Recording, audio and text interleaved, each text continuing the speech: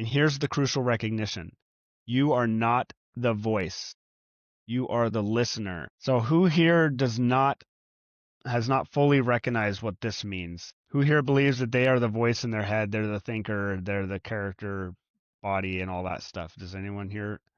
And I did no judgment here. I'm asking because then I can help clarify and prove to you that you're not. And I bet as I've been talking this whole time, that voice has been telling you everything it thinks about me and how wrong I am, and or how you've heard some of this before, or blah blah blah. It's always going yakety yak yak yak yak. 1 second. So Vishnu, do you have a voice in your head? Do you hear a voice? There's quite a bit of the population that doesn't have the voice in their head. Okay, that's good. Then you know that's not you. So you understand then that that voice is essentially what it is. The automatic process is happening in your brain, and it runs in a loop, and it's pulling all of those thoughts and everything based on your current feelings. It's pulling from the context of your life experiences. So if you've had a lot of like trauma or negativity in your life, and then you start feeling negative emotions, it kind of feeds back into itself, and then you start having more negative thoughts, and then you focus on those negative thoughts, and then it makes you feel even more negative, and then that generates even more negative thoughts, and then I'm sure you all know how it goes. I'm sorry, I remember like most of my life I lived like that, where I'm so happy. Oh, it just reminds me how happy I am to know this. This is joy, people. This is bliss. This is nirvana. This is what you're seeing right now.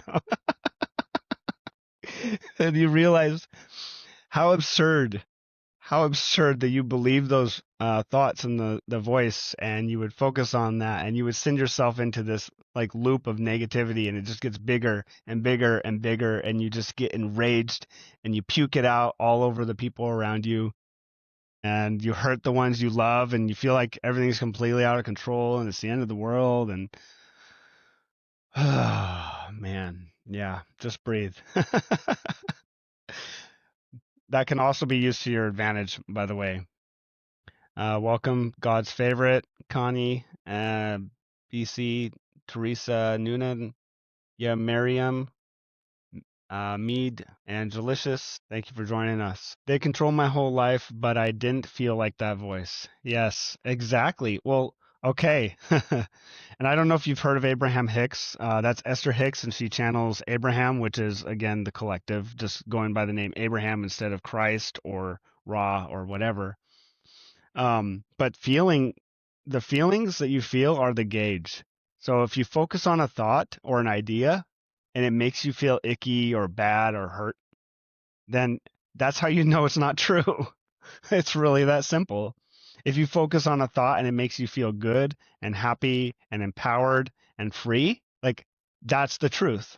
That's how you can know the difference between truth and lies, is how you feel when you focus on it, right?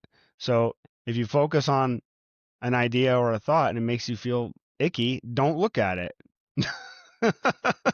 Like, don't believe it. Say, oh man, that's not true. Ooh, nope.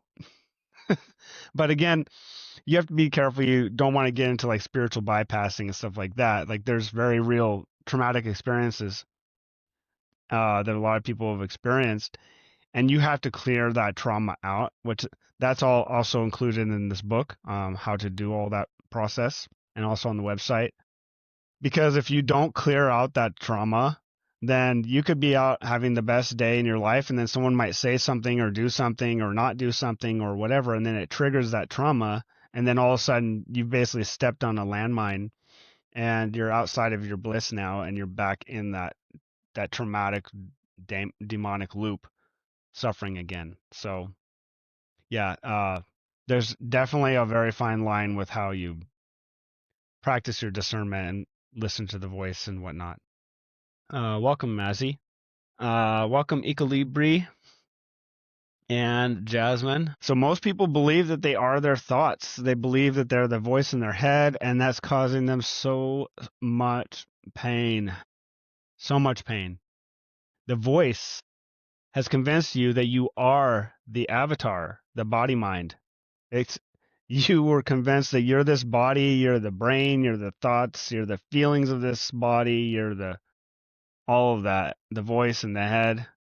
Well, I got news for you. You're not. You're free. So the voice has convinced you that you are the avatar, body mind, that you are the thoughts, that you are the ego story it narrates. This is the fundamental lie maintaining the hijacking. The book is about 420 pages, including the glossary and table of contents and all that stuff.